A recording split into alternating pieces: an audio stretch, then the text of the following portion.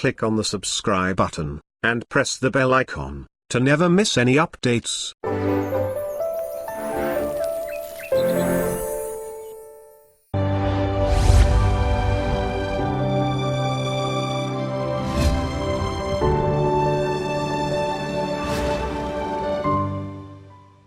Welcome to Faith to Faith. I'm your host, Reverend Dr. TK Nakagaki. I'm the president of the Heiwa, Peace and Reconciliation Foundation of New York, and former president of the Buddhist Council New York. And I've been active for different interfaith groups, such as interfaith centers and so forth. And here we have this program talking about interfaith, and sometimes interfaith, foreign for some people, but through this program, I hope you'll be familiar with this kind of activity going on in New York City. And this time, I also have a special speaker, guest for our program, and her name is Reverend Susana Bastrika, and she's an interfaith minister. And I just wanted to welcome you back. Thank you. Again. Thank you very much. And so actually we have a good conversation about your experience, how you grew up in a part of the diverse community, I guess, and diverse world too. And at the same time, we're asking about those 9/11 experience. Many of us who've been doing the interfaith activities, although most of us started before 9/11, but yet 9/11 triggered something different. And of course, you mentioned one of the events that you have in September about those. How do you call the event itself? It's the Vigil for International Peace and Ecology. Yes. So that event itself is also part of the very influence 9/11, but at the same time, maybe if you don't mind explaining a little bit more of how you see the interface itself after the 9/11. Yes. Welcome back, everybody. Thank you, Dr. Nakagaki. Thank you. I'm very pleased to be here. I really have the privilege of having gone through these experiences, and I lived in New York City for many years. But before that, what happened on 9/11 was a state of affairs in Europe. Okay. We were going through, I grew up in Romania, Bulgaria, Hungary, Poland, Czechoslovakia. My father was the international ambassador of all of the Iron Curtain at the time. And to me, it was very different because I had grown up in Spain, Uruguay, Argentina, and then we went to Romania. And Romania was just coming up from the wars and the communist invasions and the separations and the World War II and also Nazi Germany. So you could see the city that we lived in. It was all destroyed by bombs. Oh, okay. It was already under a lot of stress from war. So I wasn't familiar because I looked in the capital of Uruguay, Montevideo, in the embassy, just seeing nothing, and that I was impacted by going through this block. This was never repaired. This was never repaired. And because of my father's situation, I could not play with the children, and I could not go to the schools, and I could not go to the streets unescorted. And I felt very unfortunate. I felt very isolated, and I felt very distressed. And I was trying to find ways on how to play and how to communicate. And then when my father sent me to Spain, I was considered the daughter of the colonies because of Uruguay and Madrid and Spain. So they weren't playing with me there either. So no matter what my status was, and they were Christians. And like I said before, I was going to the Romanian Orthodox Church. So I was discriminated there too. So my childhood was very alienated from a normal childhood. So I learned very early that I wanted to be like everybody else, and I thought all the kids could play with me, but the kids couldn't play with me because the parents wouldn't let them. And then when I came back to New York, when my father was appointed in New York and at the UN, my father thought that the kids in the school were doing all of this kind of anti-war protest and everything, and that was not for me too. So he took me out of school And he put me at the UN. So when he put me at the UN, everybody was like home. Everybody was from everywhere. I was joining the UN singers. We were doing the meditation. So nobody there felt anything. No discrimination. It was an honor for me to be there because we have, at the time when I joined, was 86 nations, but now there's like almost 200. But we were all together. We had like no dining room area where you just had like, this is my table, this is, we had like a long table and everybody went to the cafeteria with a tray. And we sat at different times, different hours, and people talked to me. And I'm like, yes. So that's the comfortable beautiful parts of it. And then so maybe then after the interfaith activity, it seems to me, is after 9/11. No, the interfaith activity started when I had so many. No, what I'm saying is that in New York City, in the New York City, in general here, we started with the NGOs in the 90s. Yeah, I know. We had the interfaith, UN, but yet here, New York City and everything started doing a lot of interfaith. Before it was only certain parts of it, but then 9/11, after that there's a Yankee Stadium. They brought the different people, and also different parts of the New York City itself has a lot of interfaith. The prayers and so forth. That's what happened actually in the whole. In the whole at ground zero, because there were so many lives lost and there were so many people missing. What happened was that everybody will come to a corner of the street to do a prayer, and we will circle them and embrace them. And they were reciting in Arabic or in Hebrew or in Spanish or in Latin. And I joined all of these prayers because I was a volunteer just doing the cleaning the pews inside the church, changing the blankets, doing all of this volunteer work. And in the street, people were gathering to pray. And I would just join and hold hands and pray anything. Anything. And the events of International Day of Peace, they were celebrated at the UN with different costumes, different prayers, because we did, like I said, with the meditation group, we did meditation. And we had the staff day and the International Day of Peace. So on the stage at the General Assembly, we had people dressed up in their garb, and we had imams, we had rabbis, we had the people from the Shinto, the Japanese, and they were all parading, greeting us happy International Day of Peace, happy Staff Day. So I grew up with that. And on 9/11, that's when I said, oh my God, I said, I know nothing what to say other than the Lord's Prayer and a Hail Mary. What am I going to do? And I met Rabbi Roger Ross. And he said, I have the new seminary. Come and join us. So that's how you become an interfaith minister. Yes, I became an in the hall. And I met Lyndon Harris. And he was a Protestant priest and a rabbi. I worked with him many times there too. That's right. At that time. That's right. So these people were offering me a way to know that what was happening was unrelated.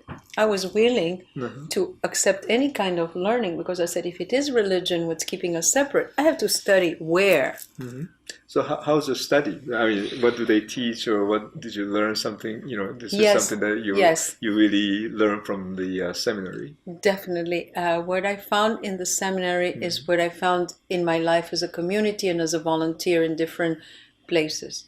We treat the individual as a creature of God, as another extension of ourselves. People think that we're here for fame, fortune, and glory, but in reality, we're here to serve. And the more service we give to others, and the more friendship like yourself, that you expand your knowledge and your community to others so they can shine and bloom and actually grow in what they're doing. It's a gift. And the more we have and the more happier we are with each other, then the community becomes happy. And the celebration becomes happy. And us volunteers who were at the whole, we didn't talk religion, we didn't talk anything. But we joined every prayer circle at every time. We had to chant this, or we had to sing that, or we did Om, and I was, I didn't know at the time it was Rabbi Roger, but he said, you just close to the altar. open the Bible and read whatever you want. I'm just going to pray something. And I'm like, sure. And that's how I started. And then I started my studies and I started my work. And he offered us all of the possibilities. We studied Hinduism, we studied the Quran, we studied the Torah, we studied the Bible, we studied the Christian prayers, we studied also the separation of the Church of England, the Pope, the Christians. And it was just a matter of institution. It was not a matter of individuals. It was, what do you want to join? And as an interfaith minister, I said, I'm not going to join anything. I'm going to be an interfaith minister. I get this prayer that works for you at this time. I'm going to get this service from Jesus that works for you to minister to this person who is sick. I was doing Cabrini and I was doing the shelters and the home. So all I was doing is just holding their hands and talking whatever it is. And I speak 7 languages. So I was talking in their language. And then when I communicated with the individual, I realized I was talking in their language, which is the language of the heart. And it's interfaith. It's multiverse creator that actually made us. And we have to be less arrogant and believe that all of the galaxies, everything is done by a superior force. That superior force is not going to give us the power that you can do it because I'm this church and you cannot do it because you're this color. We're all created by the same entity, even the extraterrestrials, the Martians, the Mercurians. Everybody is made by the same cloth, by the same particle of divine God. I cannot see how willingly I would hurt anybody. Because once you realize those. That's what came. And now I do with all of you and with Guru Dilipji and yourself, we have profound talks about how we can talk about anything, anywhere. And we don't have to bring quote unquote religion to serve the public. We go together as a group to inspire others, to pray, to stay together and to unify. Like there's one picture. That's the one we did in your service. This is like a ceremony that we have. Beautiful. This is actually a peace ceremony in Hiroshima, which in August 5 here. Actually, this is one of the events that I organized actually 25 years. So I started after I came here, actually 1994. And so from that sense, this has been interface for 25 years. So it's not, something different from the, because the 9/11. But yes, yet also after 9/11 has a lot of changes of because this one is, Hibakusha, like the Hiroshima people are speaking. And then they used to come to the 9/11 survivor too. So have some exchange of the people on a survival group went to Hiroshima to visit and so forth. So in a way, there's some changes after that too. And then also the number of people has increased. Like this time is also, even August, it's, normally we don't get that many people. But this year was a beautiful ceremony and congratulations on AWA. I was honored to be at the opening. That was beautiful. Thank you beautiful so much that you do this. Beautiful, too. beautiful.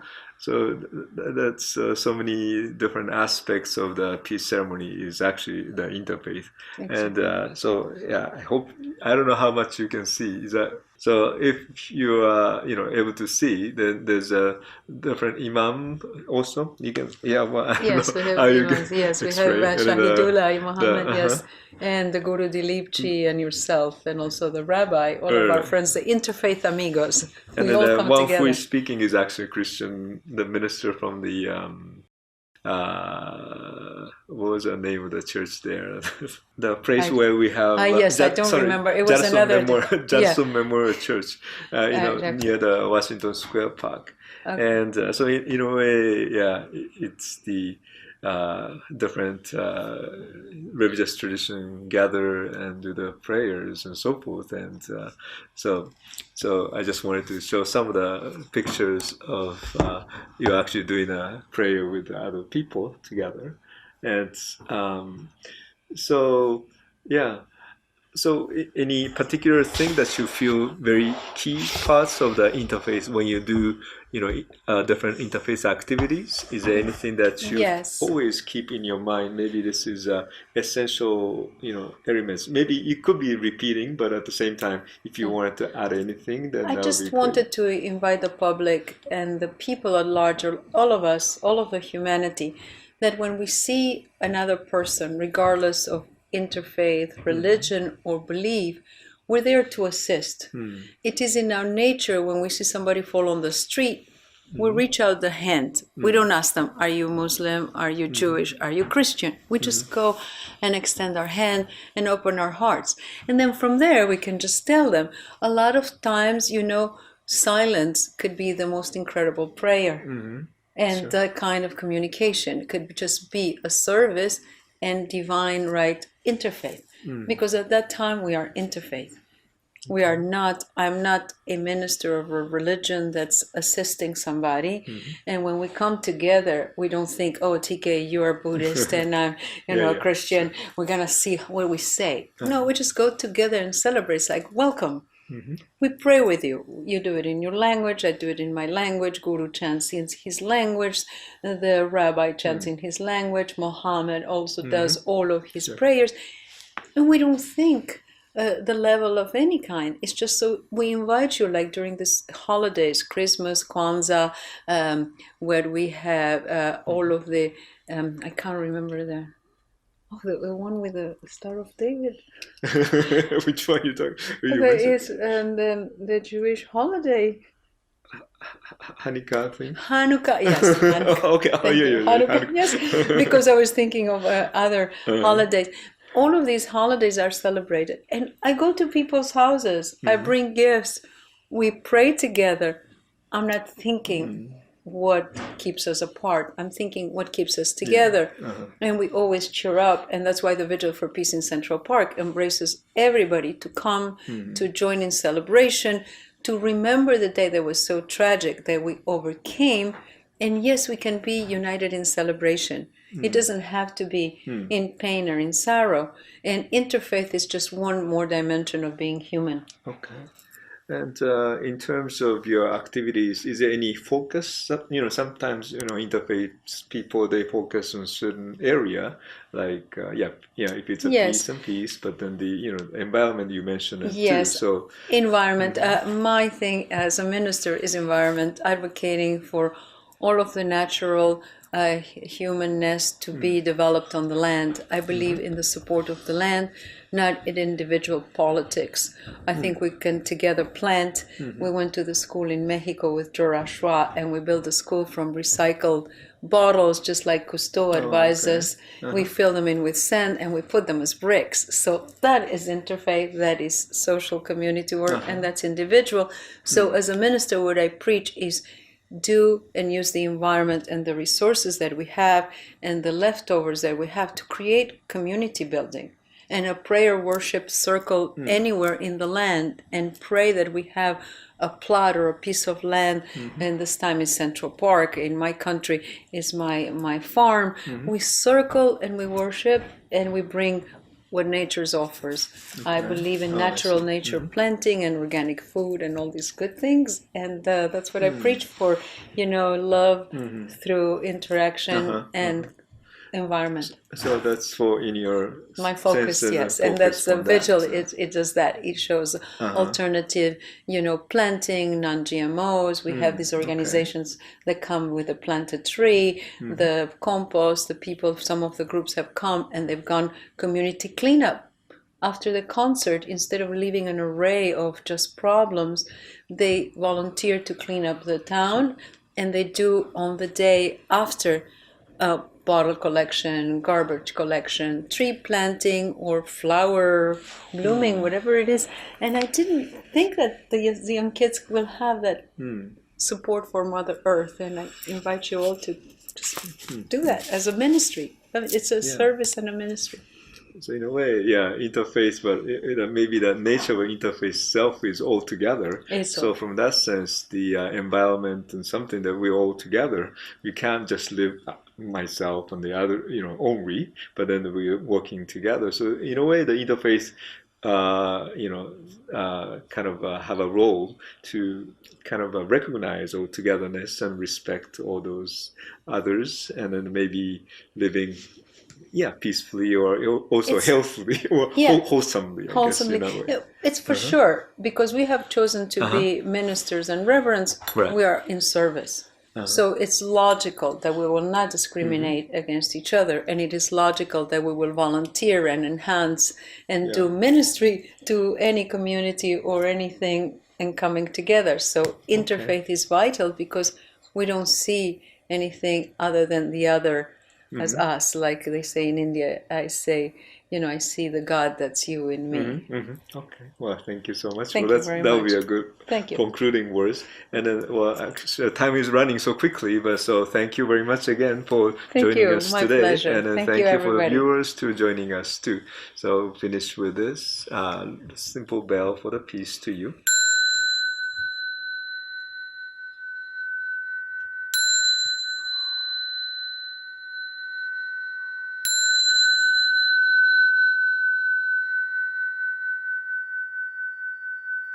Peace to you all. Thank you so much. ITV, Call of Peace, Save Humanity.